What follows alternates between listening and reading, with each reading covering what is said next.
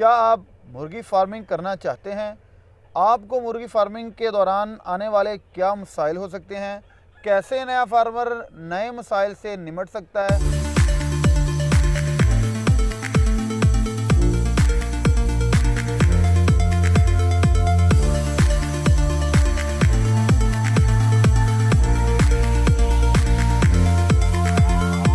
बिस्मिल्लाहिर्रहमानिर्रहीम। अस्सलामु अलैकुम नाज़रीन, मैं हूं हाफ़िज़ इकराम और आप देख रहे हैं साडा सोना देश पंजाब यूट्यूब चैनल।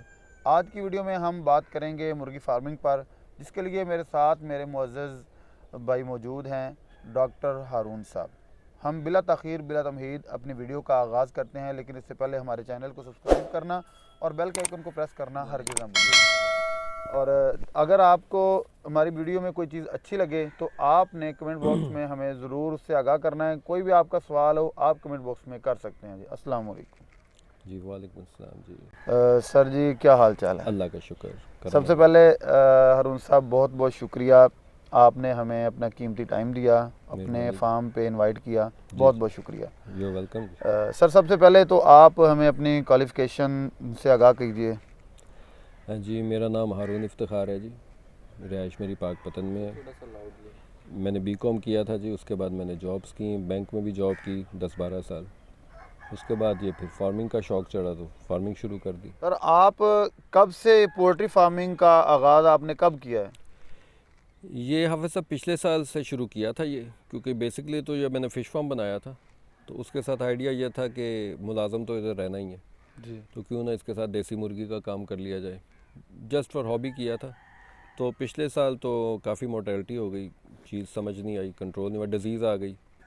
और वो मैंने चूज़ा भी 45 दिन का लिया था, तो शायद वो उसकी ट्रांसपोर्टेशन में या उन्होंने वैक्सीन की थी या नहीं की थी, डोंट नो, लेकिन उसमें काफ़ी नुकसान हो गया। जो बचे थे थोड़े से उनके फिर हमने अंडे वगैरह इस्तेमाल किए। तो इस साल हमने एक दिन का चूज़ा लिया था 27 मई को, 2000 चूज़ा डाला था। तो इस दफ़ा माशाल्लाह अच्छा रिज़ल्ट है, पिछले साल से बहुत बेहतर है। कुछ चीज़ें समझ आना शुरू हो गई, कुछ जो खामियां थी वो दूर की। तो इस तरह आपके सामने अब व्लॉग चल रहा है माशाल्लाह। और सर, ये जो हमारे व्यूअर्स आपके ये बर्ड देख रहे हैं, इनकी एज इस वक्त क्या है और इनका एवरेज वज़न क्या है इस वक्त? ये मैंने आपको बताया 27 मई 2020 में ये लिए थे एक दिन के। तो अब एज कैलकुलेट कर लें आप, अभी जनवरी चल रहा है, 12-13 जनवरी आज। तो इनका मुर्गे का वेट हो गया है माशाल्लाह 2.25 किलो 2 किलो, और मुर्गी का वेट होगा मेरा ख्याल 1.5 किलो के राउंड अबाउट होगा। और ये कितने टोटल बर्ड्स थे? ये 2000 थे जी। 2000। और इनमें से मोर्टेलिटी इस दफ़ा कितनी निकली आप? मोर्टेलिटी जी कोई 300-400 के करीब मोर्टेलिटी हो गई थी जी। और इस वक्त जो आपके बर्ड्स हैं, मुर्गी ने अंडा देना स्टार्ट कर दिया है? जी, मुर्गी अंडा दे रही है जी, और मेरा ख्याल 15 दिन पहले स्टार्ट हुआ है, कुछ थोड़ा सा लेट हो गया सीज़न। तो अभी माशाल्लाह हम पहुंच गए 110 अंडे पे तो पहुंच गए थे। और सर, इस वक्त कौन कौन सी वैक्सीन की है और किस किस वजह से की है? जी, वैक्सीन का जो शेड्यूल होता है वो तो फॉलो करना लाजमी है। अगर नहीं करेंगे तो आप रिस्क पे चले जाएंगे, तो फिर जब बीमारी आ जाएगी तो फिर वैक्सीन भी कुछ नहीं करेगी। तो बेहतर है कि आप वैक्सीन करें, एंडी की, लसोटा की, घंबोरों की। तो जो ये शेड्यूल देते हैं वेटनरी डॉक्टर, आप उस पर फॉलो करें, इंशाल्लाह अल्लाह खैर करे। यानी कि पहले जो आपका फ़र्स्ट एक्सपीरियंस था, उसके बाद अब आपने बहुत ज़्यादा चीज़ों को समझ लिया और इससे आपके जानवरों की जो हेल्थ है इस वक्त, आपके बर्ड्स की जो हेल्थ है वो नज़र आ रही है। जी जी, माशाल्लाह बहुत अच्छे हैं, सेहत उनकी अच्छी है। और अंडे की प्रोडक्शन की अगर हम बात करें तो इस वक्त अंडा जो आप कितने फ़ीसद अर्न कर रहे हैं? अभी देख लें, हमारे पास मेरा ख्याल है मुर्गी होनी चाहिए कोई 700 के करीब तो मुर्गी होगी। 50% अगर लगाएं तो 700 मुर्गी होगी। तो अभी 100 पहुंच गए, 110 पे पहुंच गए। तो अभी स्टार्ट करें, अभी ये पीक पे जाएंगे आहिस्ता आहिस्ता, इंशाल्लाह इस मंथ के एंड तक ये पीक पे पहुंच जाएंगे। और आपने हमें पहले बताया कि आपने इसमें से बहुत ज़्यादा मुर्गे जो हैं उसको मुर्गा सेल किया है। जी, तो जो आपने मुर्गा सेल किया है वो कितने वज़न का था और कितनी तादाद में मुर्गा आपने सेल किया? मुर्गा हमने जी मेरे ख्याल कोई 300 मुर्गा तो सेल कर दिया होगा, जी। और 1.5 किलो उसका एवरेज वेट था। कोई ज़्यादा भी होता है, कोई कम भी हो जाता है। तो 350 रुपये किलो के हिसाब से दिया है, तकरीबन 1.5 लाख रुपये बन जाता है। 1.5 लाख तक आपने जो मुर्गा सेल किया है उससे आपने अर्न कर लिया है जी तकरीबन। और बाकी माशाल्लाह आपकी अंडे की जो प्रोडक्शन है इस वक्त वो भी अच्छी है। और सर हमने जैसा आपने बताया कि आपकी मुर्गी ने अंडा थोड़ा सा लेट स्टार्ट किया है, जी इसकी क्या वजूहात आपने नोट की हैं? इसकी मेरा ख्याल है जी कि हमने दरमियान में फ़ीड थोड़ी स्किप करने की कोशिश की थी। हमने मक्की वगैरह इस्तेमाल करवाई थोड़ी, उस वजह से शायद थोड़ा सा डिले हो गया। और सर आप क्या समझते हैं कि ऑर्गेनिक फीड या कमर्शियल फीड में से कौन सी बेटर है मुर्गी से अंडे की प्रोडक्शन लेने के लिए? देखिए जी, अगर तो आपने भरपूर पैदावार लेनी है तो फिर तो आपको कमर्शियल फीड की तरफ जाना पड़ेगा, या आप अपना फार्मूला को डेवलप करें, ऑथेंटिक फार्मूला जिसमें तमाम चीज़ें शामिल हों जो उसे अंडा देने के लिए चाहिए। बर्ड को हमने सिर्फ ज़िंदा नहीं रखना, हमने उससे काम भी लेना है। अगर मुर्गी अंडा नहीं देगी तो हमारे लिए तो बर्डन है। हमारे लिए वही मुर्गी ठीक है जो अंडा देगी, जिससे हमें अर्निंग होगी।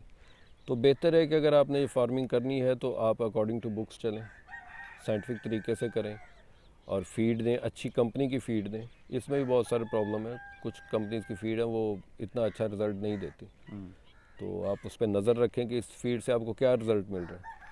अगर अच्छा रिज़ल्ट मिले तो उसे कैरी करें, नहीं तो उसे आप चेंज कर लें। और सर मेरा बड़ा अहम सवाल है कि इस वक्त जो मुर्गी है वो डेली कितनी खुराक खा रही है? इस वक्त जो हम एक मुर्गी को तकरीबन 80 ग्राम के करीब फीड दे रहे हैं, मतलब कि वो 4 से 5 रुपए उसका खर्चा है। आलमोस्ट। और आप सर फीड कौन सी इस्तेमाल करते हैं? फीड हम जी ये लेते हैं सादक वालों से लेते हैं, इधर साथ ही उनकी फैक्ट्री है, जी। वहाँ से हमें कुछ डिस्काउंट पे भी मिल जाती है। और बहुत से लोग होते हैं वो अपने बर्ड्स को साथ कोई और चीज़ें भी ऐड करवाते हैं, क्या आप भी कर रहे हैं? जी देते रहते हैं जी, कभी पालक दे दी, कभी कुछ फल के छिलके दे दिए, वो देते रहे। हम पहले काफ़ी कुछ देते रहे, अब क्योंकि अंडे पे आ गई तो इसकी जो रिक्वायरमेंट है वो फीड ही पूरा कर सकती है। जी जी। आज जितनी आप फीड ज़्यादा डालेंगे अंडा जी उतनी उतना ज़्यादा अर्न होगा। अच्छा अंडा बनेगा, शेल और उसका अच्छा बनेगा। और फिर क्या सर ये जो फीड होती है अंडे के साथ साथ इसका मुर्गी की हेल्थ पे भी असर होता है? नहीं, मुर्गी की हेल्थ तो सही रहती है तो मुर्गी अंडे देती है जी। फीड ने तो उसे बैलेंस रखना जी है, जी। उसे बैलेंस डाइट देनी है ताकि मुर्गी हेल्दी भी रहे, प्रोडक्शन भी देती रहे। और सर एक मुर्गी को कितनी जगह दरकार होती है कि जैसे कि हमारे व्यूअर्स देख रहे हैं, अगर कोई रखना चाहे तो उसको एक आइडिया हो कि कितनी जी जगह पे कितनी मुर्गियां रखी जा सकती हैं? हाँ जी, जब छोटा चिक होता है उस वक्त तो इतनी जगह नहीं चाहिए जी, लेकिन जब बड़ा हो जाए तो हमने तो तकरीबन 1 स्क्वायर फीट में पर बर्ड रखा हुआ है तकरीबन। और बहुत से लोग जो फार्मिंग में जो मुर्गी फार्मिंग है इसमें वो 1 मंथ बाद उसको सेल करना और दोबारा अगला फ्लॉग डालना जी इसको तरजीह देते हैं। आपकी इसके बारे में क्या राय है? आप किस सिचुएशन को ज़्यादा अच्छा समझते हैं? देखिए, वो भी काम है, वो भी लोग कर रहे हैं, और जो लोग वो काम कर रहे हैं वो ये नहीं करते, उन्हें उसमें ज़्यादा फ़ायदा नज़र आता है। हमें इसमें थोड़ा सा ज़्यादा फ़ायदा नज़र आया कि एक दफ़ा ब्रूडिंग कर ली, चिक को थोड़ा बड़ा कर लिया तो वो फिर काफ़ी स्टेबल हो जाता है। उसमें फिर आपको हर दूसरे महीने यही साइकिल चलाना पड़ेगा, आप एक दिन का चिक लाएंगे, उसे संभालेंगे, उसमें वो फटीक आ जाती है। जी जी। तो हर किसी का अपना अपना काम है, दोनों ही काम चल रहे हैं, दोनों में ही फ़ायदा है। और जैसे ये मौसम इस वक्त इन बर्ड्स पे बड़ा असरअंदाज होता है, तो इन बर्ड्स को क्या कितना टेम्परेचर चाहिए होता है सख्त सर्दी में? सख्त सर्दी में भाईजान जी आपके सामने खुली हवा में हमारा शेड है, लेकिन हम साइड पे इसे चादर वगैरह लगा के बंद कर देते हैं। हवा का गुजर बंद हो जाए तो बर्ड को इतना प्रॉब्लम नहीं होता जब बड़ा हो जाता है। और सर आपने इसका क्या आपके जहन में आया कि इस मुर्गी से आपने कब तक अंडा लेना है? अभी तो इसने स्टार्ट किया है, और फिर उसके बाद कब आपने इसको सेल करना है?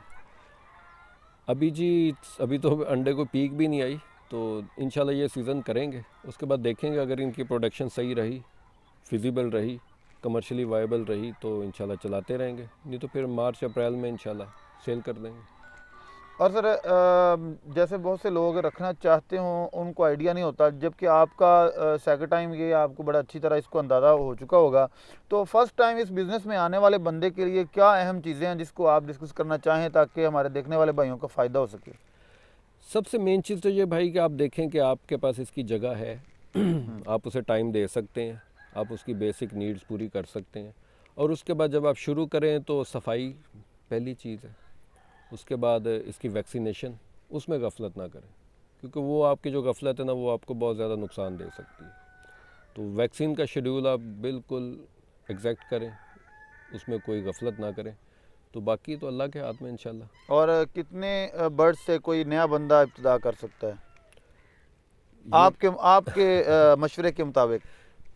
150 से भी कर सकता है जी, इससे कम से भी कर सकते हैं। ये तो उसके पास जगह की अवेलेबिलिटी है ना, वो कितनी जगह पे करना चाह रहे हैं। और सर कई जगह पे हम फार्म में जाते हैं जहाँ वो बायोसिक्योरिटी का एक इशू होता है, तो आप इसको कैसे फील करते हैं कि बायोसिक्योरिटी कब तक होनी चाहिए बर्ड्स में, और कब तक, या कि होती नहीं है, ये कुदरती आफात होती हैं, ये आ ही जाती हैं? देखिए जी, हम जो करना चाहिए वो तो हमें करना है, जी उसके बाद जो होगा उस पर फिर हमारा इख्तियार नहीं। अब सबसे बड़ी चीज़ ये कि आप वैक्सीन करें, बर्ड के पानी का ख्याल रखें, सफाई का ख्याल रखें, और कोशिश करें आपके फार्म में कोई बाहर से कोई बंदा ना आ जाए। तो सर आप इस फार्म पे कितना टाइम देते हैं, और मैक्सिमम इसको टाइम चाहिए कितना होता है, और आउटपुट आप इसके अलावा और क्या क्या सरगर्मी है आपकी? मैं जी इधर दिन के वक्त ही आता हूँ, कभी कभार शाम को भी चक्कर लग जाता है। तो वैसे जो मुलाजिम है वही संभालता है, तो ज़ाहिर है आपने कंट्रोल तो आपने करना है, आपने मुलाजिम को बताना है, उसे आपने सिखाना है, तो उसने वही करना है जो आपने कहना है। नाज़रीन, हारून साहब के फार्म पे एक मैक्सिमम इन्होंने एक मुलाजम इसलिए रखा है कि ये आबादी अपने घर से काफ़ी दूर इनको जगह मिली है, तो अगर आप करना चाहें, आपके घर के करीब जगह हो, तो आपको शायद इसका भी ख़र्चा ऐड ना हो। और फिर अगर आप के घर के साथ है, तो उसमें क्योंकि ये जो मुर्गी होती है अंडे वाली, इसको लाइट की बहुत ज़्यादा ज़रूरत होती है और जी ज़्यादा देर तक होती है, और यहाँ पे फिर इनको स्पेशल लाइट का इंतज़ाम करना होगा। इसके लिए इनको मज़ीद हम पूछते हैं कि इन्होंने जो लाइट का अरेंज किया है, जैसे मेरा कैमरामैन आपको दिखा सकता है कि इर्द गिर्द दूर दूर तक आबादी नहीं है और ना ही यहाँ पर कोई लाइट की सूरत हाल है, तो इन्होंने कैसे ये सारे अखराजात मैनेज किए हुए हैं?